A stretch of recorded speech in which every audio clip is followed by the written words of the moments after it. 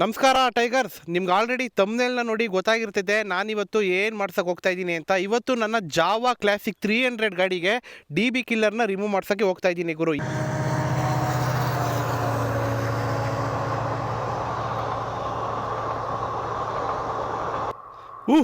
ಟ್ರೈನ್ದು sound ಕೇಳಿಸ್ಕೊಂಡ್ರಲ್ಲ ಗುರು. So ಇವಾಗ ಗಾಡಿದು sound ಕೇಳಿಸ್ಕೊಳ್ಳೋಣ ಬನ್ನಿ. ಚಲೋ ಬೈ. ಅದಕ್ಕಿಂತ ಮುಂಚೆ ಈ ಗಾಡಿ ಬಗ್ಗೆ ನಿಮಗೆ ರಫ್ ಆಗಿ ಒಂದು ಡೀಟೇಲ್ ಕೊಟ್ಬಿಡ್ತೀನಿ ನೋಡಿ. ಈ ಗಾಡಿ ಬಂದು 2020 ಮಾಡಲ್ಲು. ಸೊ 6 ವರ್ಷ ಆಗೈತೆ ಗಾಡಿ ತೊಗೊಂಡು. ಸೊ ಗಾಡಿ ತೊಗೊಂಡಾಗಿಂದ ಇವತ್ತಿನವರೆಗೂ ನಾನು 24,613 ಕಿಲೋಮೀಟ್ರ್ ಓಡಿಸಿದ್ದೀನಿ. ಸೊ ಗಾಡಿ ಮಾತ್ರ ಕಂಪ್ಲೀಟಾಗಿ ಇವತ್ತಿಗೂ ಕೂಡ ಸ್ಟಾಕ್ ಆಗೈತೆ ಗುರು. ಏನಂದ್ರೆ ಏನೂ ಹಾಕ್ಸಿಲ್ಲ. ಹಿಂದೆಗಡೆ ಮಾತ್ರ ಇದೊಂದು ಮೊನ್ನೆ ರೀಸೆಂಟಾಗಿ ಹಾಕ್ಸಿದ್ದೀನಿ ಗುರು. ಹಿಂದೆಗಡೆ ಕುತ್ಕೊಳ್ಳೋರಿಗೆ ಬೇಕಾಗುತ್ತೆ ಅಂದ್ಬಿಟ್ಟು ಅದೊಂದು ಸಪ್ರೇಟಾಗಿ ಹಾಕ್ಸಿದ್ದೀನಿ. ಅದನ್ನು ಬಿಟ್ಟರೆ ಕಂಪ್ಲೀಟಾಗಿ ಗಾಡಿ ಇವತ್ತುವರೆಗೂ ಸ್ಟಾಕಾಗಿ ಮೇಂಟೈನ್ ಆಗೈತೆ ಗುರು. ಇನ್ನು ಟೈರ್ ಕೂಡ ಅಷ್ಟೇನೆ, ಬ್ಯಾಕು ಮತ್ತೆ ಫ್ರಂಟ್ ಟೈರ್ ಇದುವರೆಗೂ ಚೇಂಜೇ ಮಾಡಿಸಿಲ್ಲ. ಕಂಪ್ಲೀಟ್ ಸ್ಟಾಕಲ್ಲೇ ಓಡ್ತಾ ಐತೆ ಟೈರು ಕೂಡ.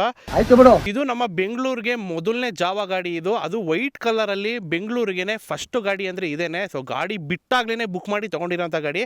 ಅವಾಗ ಬರ್ತಿದ್ದ ಗಾಡಿಗಳಲ್ಲಿ ಇಲ್ಲಿ ನಮಗೆ DB ಕಿಲ್ಲರ್ಗೆ ಇಲ್ಲಿ ಏನು ಮಾಡೋನೆ, ಇಲ್ಲಿ ವೆಲ್ಡಿಂಗ್ ಮಾಡ್ಬಿಟ್ಟವ್ನು. ಈ ಕಡೆ ಒಂದು ಈ ಕಡೆ ಒಂದು, ಈ ಎರಡು ವೆಲ್ಡಿಂಗ್ನ ತೆಗೆದುಬಿಟ್ಟೇನೆ DB ಕಿಲ್ಲರ್ನ ಈಚೆ ರಿಮೂವ್ ಮಾಡಬೇಕು. ಇಷ್ಟು ಬಂದು ಗಾಡಿ ಕಂಪ್ಲೀಟ್ ಡೀಟೇಲ್ಸ್ ಗುರು. ಇವಾಗ ಗಾಡಿನ ತಗೊಂಡೋಗಿ DB ಕಿಲ್ಲರ್ನ ರಿಮೂವ್ ಮಾಡ್ಸೋಣ. ಗಾಡಿ ಸೌಂಡ್ ಯಾವ ತರ ಬದೈತೆ ಏನಾದ್ರು ಒಂದು ಚೆಕ್ ಮಾಡೋಣ ಗುರು. ನೀವ್ ಯಾರಾದ್ರೂ ಗಾಡಿಗಳಿಗೆ DB ಕಿಲ್ಲರ್ನ ರಿಮೂವ್ ಮಾಡಿಸ್ತಾ ಇದ್ದೀನಿ, ಇಲ್ಲಾಂದ್ರೆ ಸೈಲೆನ್ಸರ್ಗಳನ್ನ ಚೇಂಜ್ ಮಾಡಿಸ್ತಾ ಇದ್ದೀನಿ, ಪರ್ಫಾರ್ಮೆನ್ಸ್ಗೆ ಅಪ್ಗ್ರೇಡ್ ಆಗ್ತಾ ಇದ್ದೀನಿ ಅಂತ ಅಂದ್ರೆ ಒಂದನ್ನ ಮೈಂಡಲ್ಲಿ ಇಟ್ಕೊಂಡ್ಬಿಡಿ. ನಿಮ್ಮ ಗಾಡಿ 5 ವರ್ಷದ ಮೇಲ್ಗಡೆ ಆಗಿರಬೇಕು. ಯಾಕಪ್ಪ ಅಂತಂದರೆ 5 ವರ್ಷದ ಒಳಗಡೆ ಯಾವುದೇ ಗಾಡಿ ಇದ್ರೂ ಅಷ್ಟೇ, ಇಲ್ಲ 3 ವರ್ಷದ ಒಳಗಡೆ ಯಾವುದೇ ಗಾಡಿ ಇದ್ರೂ ಅಷ್ಟೇ, ನಿಮಗೆ ಕಂಪ್ಲೀಟಾಗಿ ವಾರಂಟಿನ ವಾಯ್ಡ್ ಮಾಡಿಬಿಡ್ತಾನೆ. ಇನ್ ಕೇಸ್ ಏನಾದರೂ ಸ್ವಲ್ಪ ಏನಾದರೂ ಗಾಡೀಲಿ ಏನಾದರೂ ಪ್ರಾಬ್ಲಮ್ ಬಂದು ಆ ಪ್ರಾಬ್ಲಮ್ನ ನೀವು ಸರ್ವಿಸ್ ಸೆಂಟರ್ಗೆ ತೊಗೊಂಡೋದ್ರೆ, ನೀವು ಅಲ್ಲಿ ಏನಾದರೂ ಮಾಡಿಸಿದ್ರೆ ಮಾಡಂತ ಅಂದರೆ ನಿಮಗೆ ಸೈಲೆನ್ಸರ್ ಚೇಂಜ್ ಮಾಡಿಸೋದಾಗಿರ್ಬೋದು, ಫ್ಯೂಯಲ್ ಎಕ್ಸ್ ಹಾಕ್ಸಿರೋದಾಗಿರ್ಬೋದು, ಫ್ಲ್ಯಾಶ್ ಎಕ್ಸ್ ಹಾಕ್ಸಿರೋದಾಗಿರ್ಬೋದು, ಇದು ಏನೇ ನೀವು ಆಫ್ಟರ್ ಮಾರ್ಕೆಟ್ ಐಟಮ್ಗಳು ಹಾಕ್ಸಿದ್ರು ಸ್ವಲ್ಪ ಹುಷಾರಾಗಿ ಹಾಕ್ಸಿ. ಶೋರೂಮಲ್ಲಿ ಯಾವುದೇ ಥರ ನಿಮಗೆ ವಾರಂಟಿಗಳನ್ನ ಕೊಡೋದಿಲ್ಲ,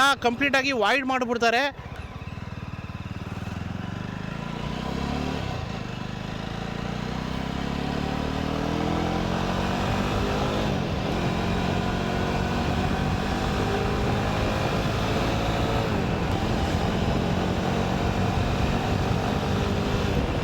ಹಾಯ್ ಬ್ರೋ. ಹಾಂ, ಸ್ವಲ್ಪ DB ಕಿಲ್ಲರ್ ರಿಮೂವ್ ಮಾಡ್ಸೋಣ ಅಂತ ತಂದೆ. ರೆಕಾರ್ಡಿಂಗ್ ಆನ್ ಮಾಡಿದ್ದೀನಿ. ಏಕೆ?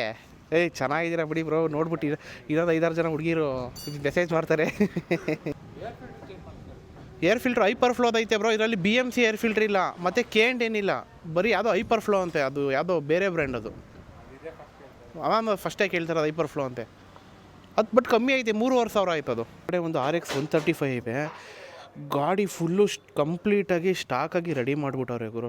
ಗಾಡಿದು ಏನೋ ಡಾಕ್ಯುಮೆಂಟ್ ಬರಬೇಕಂತೆ. ಡಾಕ್ಯುಮೆಂಟ್ ಬರ್ತಿದ್ದಂಗೆ ಗಾಡಿನ ಸೇಲ್ಗೆ ಇಡ್ತಾರೆ. ಏನು ಹಬ್ಬ ಅಂತ ಅಂದರೆ ಒಂದು 3 ಲಕ್ಷ ತನಕ ಹೋಗುತ್ತೆ ರೇಟ್. ಇದೈತಲ್ಲ ಬೈ ಥರದ್ದು. ಈ ಕಡೆ ಒಂದು ಮೇಲ್ಗಡೆ ಒಂದು ಐತೆ. ಅದನ್ನು ನೀವು ತೆಗೆದುಬಿಟ್ಟು ಬಿಚ್ಕೊಡ್ಬೇಕು.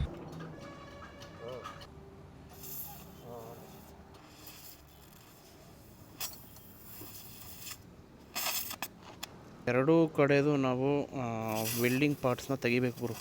ಇವಾಗ ಬರೋ ಮಾಡಲ್ ಗಾಡಿಗಳಿಗೆಲ್ಲ ಸಿಕ್ಕಾಬಿಟ್ಟು ಈಸಿ. 2 ನೋಟ್ ಕೊಟ್ಟಿರ್ತಾನೆ, 2 ನೋಟ್ ತೆಗೆದ್ರೆ ಈಸಿಯಾಗಿ DB ಕಿಲ್ಲರ್ ಈಚೆ ತೆಗಿಬೋದು. ಬಟ್ ನನ್ನ ಮಾಡಲ್ ಗಾಡಿಗಳಿಗೆ ಈ ಥರ ವೆಲ್ಡಿಂಗ್ ಪಾರ್ಟ್ಸ್ನ ತೆಗಿಬೇಕಾಗೈತೆ. ವೆಲ್ಡಿಂಗ್ ಪಾರ್ಟ್ಸ್ ತೆಗೆದ್ರೇ DB ಕಿಲ್ಲರ್ನ ರಿಮೂವ್ ಮಾಡೋಕ್ಕಾಗೋದು. ಬಂತು ಗುರು DB ಕಿಲ್ಲರು. ಸೊ ಒಂದು ಕಡೆದು DB ಕಿಲ್ಲರ್ನ ತೆಗಿತಾ ಇದ್ದೀವಿ ಇವಾಗ.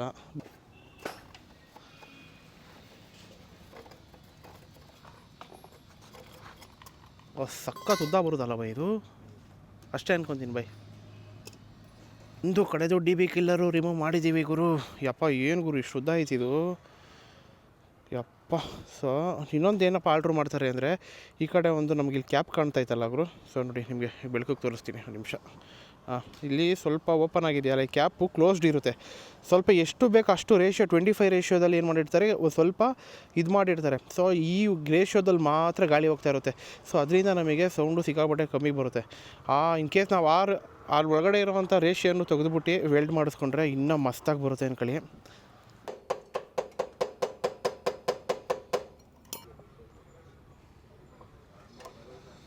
ಒಂದು ಕಡೆ ಹೆಂಗೂ ಈಸಿಯಾಗಿ ಬಿಚ್ಬಿಟ್ಟು ಅವರು. ಸೊ ಒಂದು ಕಡೆ ಮಾತ್ರ ಸಿಕ್ಕಾಬಿಟ್ಟು ಹಿಂಸೆ ಕೊಡ್ತಾಯಿದೆ. ಏನು ಬೈ ಇಷ್ಟೊಂದು ರೋಸ್ತಾ ಇದ್ದಲ್ಲ ಬೈ ಇದು? ಕಚ್ಕೊಂಬಿಟ್ಟಿರ್ಬೇಕು ಬೈ, ಅದು ಅಲ್ಲಿಗೆ ಅಟ್ಯಾಚ್ ಆಗಿಬಿಟ್ಟಿರ್ಬೇಕು ಅದು ಫುಲ್ ಕಂಪ್ಲೀಟು. ಹಾಂ, ಮೇ ಬಿ ಅದು ನೀರು ಕೂತ್ಕೊಯ್ದು ಇದಾಗ್ಬಿಟ್ಟಿರ್ಬೇಕು. ಅದು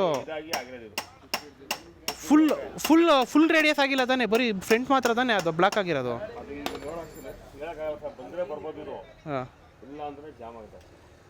ತಿಂಗಳಾದ್ಮೇಲೆ ಸ್ವಲ್ಪ ಆಯಿಲ್ ತೊಗೊಂಡ್ಬಿಟ್ಟು ಹಾಕ್ಬೇಕು ಹೊರಗಡೆ. ಸ್ವಲ್ಪ ಆಯಿಲ್ ರಶ್ ಇಲ್ಲ ಅವಾಗ 100 ml ಆಯಿಲ್ ತೊಗೊಂಡ್ಬಿಟ್ಟು ಹಾಕಿ ಒಳಗಡೆ. ಬಟ್ ಸ್ಮೋಕ್ ಬರೋದಲ್ಲ ಬೈ ಜಾಸ್ತಿ. ಅದು ಸ್ವಲ್ಪ ಆಗಿದ್ರೆ ಬಿಟ್ಕೊಂಬಿಡೋದು ಬೈ. ಅದು ಇಷ್ಟಕ್ಕೆಲ್ಲ ಬಂದುಬಿಡ್ಬೇಕಾಗಿತ್ತು. ನಾನು ಇಲ್ಲಿ ಜಾಮ್ ಆಗೈತೆ ಅನ್ಕೊಂತ ಇದ್ದು ನಲ್ವಡಿಯಲ್ಲಿ ಮೇಲೆ ಪೂರ ಜಾಮ್ ಆಗ್ಬಿಟ್ಟೈತಲ್ಲ, ಫುಲ್ ಪೈಪೇ ಜಾಮ್ ಆಗ್ಬಿಟ್ಟೈತೆ. ನಮ್ಮ ಮಗಂದು ಇದು ಈಚೆ ಕಡೆ ಬರ್ತಾನೆ ಇಲ್ಲ ಕಂಪ್ಲೀಟ್. ಇದು ಕಚ್ಕೊಂಬಿಟ್ಟೈತೆ. ಇದು ಡಿ ಬಿ ಕಿಲ್ಲರು ಮತ್ತು ಇಲ್ಲಿ ಮೇಲ್ಗಡೆ ಇರೋವಂಥ ಲೇಯರ್ ಐತಲ್ಲ, ಸೊ ಇವೆರಡು ಲೇಯರು ಕಚ್ಕೊಂಬಿಟ್ಟೈತೆ. ಒಂದು ಕಡೆ ಹೆಂಗೋ ಈಚೆ ಬಂತು, ಇನ್ನೊಂದು ಕಡೆ ಬರ್ತಾಯಿಲ್ಲ. ಸೊ ಇವಾಗ ಏನು ಮಾಡ್ತೀನಿ ಅಂದರೆ, ಈ ಕಡೆದು ಆಲ್ಮೋಸ್ಟು ಒಳಗಡೆದೊಂದು ಕ್ಯಾಪ್ ಬರುತ್ತಲ್ಲ ಡಿ ಬಿ ಕಿಲ್ಲರ್ದು, ಅದು ಆಲ್ರೆಡಿ ಬಿಚ್ಕೊಂಬಿಟ್ಟೈತೆ. ಸೊ ಇದ್ರದ್ದು ಬಿಚ್ಚಿಸ್ತಾ ಇದ್ದೀನಿ ಇವಾಗ. ಸೊ ಎರಡು ಕಡೆದು ಕ್ಯಾಪ್ ತೆಗೆಸ್ಬಿಟ್ಟು ಮತ್ತೆ ಹಂಗೆ ಫಿಟ್ ಮಾಡಿಸ್ತೀನಿ. ಸೊ ಡಿ ಬಿ ಕಿಲ್ಲರ್ ಒಳಗಡೆನೇ ಇರುತ್ತೆ, ಸೌಂಡಲ್ಲಿ ಸ್ವಲ್ಪ ಚೇಂಜಸ್ ಆಗುತ್ತೆ. ಯಪ್ಪ ಗುರು, ನಾನು ಈ ಥರ ಯಾವತ್ತೂ ಮಾಡ್ಕೊಂಡಿರಲಿಲ್ಲ ಗಾಡೀಲಿ. ಸೊ ಕ್ಲೀನಾಗೇ ಮಾಡಿಸ್ದೆ, ಅಂದರೆ ಪಕ್ಕ ಐಡಿಯಾ ಮೇಲೆ ಮಾಡಿಸಿದ್ದೀನಿ ಗಾಡಿನ. ಎಲ್ಲ ಥರ ನಾಲೆಡ್ಜ್ ಇತ್ತು ಯಾವ ಥರ ಮಾಡಿಸ್ಬೇಕು ಅಂತ, ಅದೇ ರೀತಿ ಮಾಡಿಸಿದ್ದೀನಿ. ಬಟ್ ಪ್ರಾಬ್ಲಮ್ ಏನಂತ ಅಂದರೆ, ಈ ಕಡೆ ಒಂದು ಡಿ ಬಿ ಕಿಲ್ಲರ್ ಬರಲಿಲ್ಲ ಗುರು. ಅದೊಂದು ಡಿ ಬಿ ಕಿಲ್ಲರ್ ಬಂದುಬಿಟ್ಟಿದ್ರೆ ಸೊ ಇಷ್ಟೆಲ್ಲ ಜುಗಾಡ ಇರ್ತಾ ಇರಲಿಲ್ಲ. ಸೊ ಇವಾಗ ಎಲ್ಲ ಥರ ಜುಗಾಡಾಗಿ ಇವಾಗ ಫೈನಲ್ ಏನು ಮಾಡಿದ್ದೀನಪ್ಪ ಅಂತ ಅಂದರೆ, ಅಲ್ಲಿ ಒಳಗಡೆ ಒಂದು ಡಿ ಬಿ ಕಿಲ್ಲರ್ಗೆ ಬರುತ್ತಲ್ಲ ಕ್ಯಾಪು, ಆ ಕ್ಯಾಪ್ನ ರಿಮೂವ್ ಮಾಡಿಸಿದ್ದೀನಿ. ಸೊ ಸೌಂಡ್ ನನಗೆ ಗೊತ್ತಿಲ್ಲ ಇವಾಗ ಎಷ್ಟು ಬರುತ್ತೆ, ಯಾವ ಥರ ಬರುತ್ತೆ ಅಂತ. ಸೊ ಚೆಕ್ ಮಾಡೋಣ.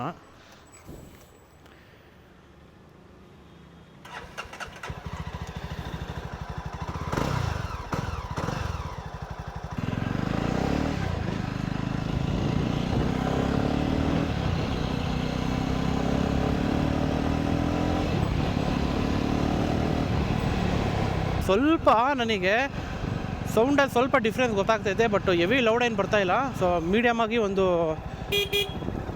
ಕ್ವಾಲಿಟಿಯಾಗಿರೋವಂಥ ಸೌಂಡ್ ಬರ್ತೈತೆ ಗುರು. ಸೊ ಅಷ್ಟೊಂದೇನು ಡಮ್ಮಿ ಆಗಿನ ಬರ್ತಾಯಿಲ್ಲ. ಗಾಡಿ ಸೌಂಡು ಗುರು ಸ್ವಲ್ಪ ಮೈಲ್ಡಾಗಿ ಚೆನ್ನಾಗೈತೆ. ಮುಂಚೆ ಆದರೆ ಒಂಥರ ಸ್ಮೂತಾಗಿ ಬರ್ತಾಯಿತ್ತು ಸೌಂಡು, ಬಟ್ ಇವಾಗ ಸ್ವಲ್ಪ ಪರವಾಗಿಲ್ಲ ಅನ್ನಿಸ್ತೈತೆ ಗುರು.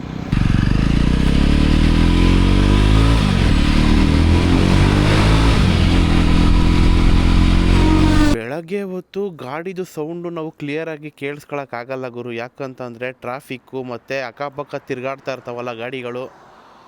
ಸೊ ಇದರಿಂದ ಸೌಂಡನ್ನ ನಾವು ಕ್ಲಿಯರಾಗಿ ಕೇಳಿಸ್ಕೊಳಕ್ಕಾಗಲ್ಲ. ಅದಕ್ಕೆ ಇವಾಗ ನಾನು ಗಾಡಿನ ನೈಟ್ ಹೊತ್ತು ರೈಡ್ ಮಾಡಿ ನಿಮಗೆ ಸೌಂಡನ್ನ ತೋರಿಸ್ತಾ ಇದ್ದೀನಿ.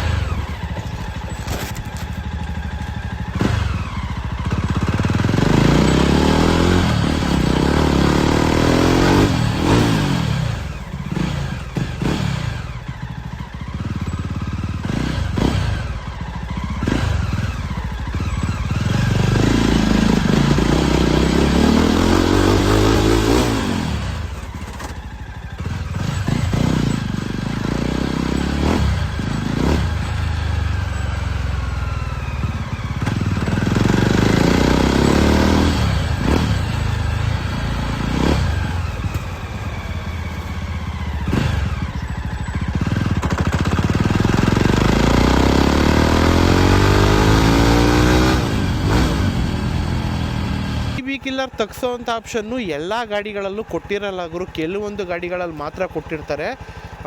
ಬುಲೆಟ್ ಆಗಿರ್ಬೋದು, ಈ ಜಾವ ಗಾಡಿಗಳಾಗಿರ್ಬೋದು, ಈ ಇಂಜಿನ್ ಏನಿರುತ್ತಲ್ಲ ಇದು ಯಾವುದೇ ಥರ ಆಫ್ಟರ್ ಮಾರ್ಕೆಟ್ ಸೈಲೆನ್ಸರ್ ಹಾಕ್ಸಿದ್ರು ಯಾವುದೇ ಥರ ಎಫೆಕ್ಟ್ ಆಗಬಾರ್ದು ಇಂಜಿನಿಗೆ, ಆ ಥರ ಇದು ರೆಡಿಯಾಗಿರುತ್ತೆ ಗಾಡಿ. ಈ ಥರ ಮಾಡಲ್ ಗಾಡಿಗಳಿಗೆ ನೀವು ಸೈಲೆನ್ಸರ್ ಹಾಕ್ಸೋದ್ರಿಂದ ಯಾವುದೇ ಥರ ಇಂಜಿನ್ಗೆ ಎಫೆಕ್ಟ್ ಆಗೋದಿಲ್ಲ. ಹಂಗಂತ ಹೇಳ್ಬಿಟ್ಟು ಯಾವ್ಯಾವ ಸೈಲೆನ್ಸರ್ಗಳನ್ನ ಹಾಕ್ಸ್ಕೊಂಡು ತಿರ್ಗಾಡಕ್ಕೆ ಹೋಗ್ಬಿಡಿ. ಸಿಕ್ಕಾಪಟ್ಟೆ ಸ್ಟ್ರಿಕ್ಟಾಗಿರುತ್ತೆ ಗೌರ್ಮೆಂಟು, ಪೊಲೀಸರು ಬೇಗ ಕ್ಯಾಚ್ ಹಾಕ್ಬಿಡ್ತಾರೆ. ಇಷ್ಟು ಬಂದು ಇವತ್ತಿನ ವ್ಲಾಗ್ ಆಗಿತ್ತು. ಇನ್ನೊಂದು ದಿನ ಮತ್ತೆ ಇನ್ನೊಂದು ವಿಡಿಯೋದಲ್ಲಿ ಸಿಗೋಣ. ಅಲ್ಲಿ ತನಕ take care, good night, bye ಬಾಯ್.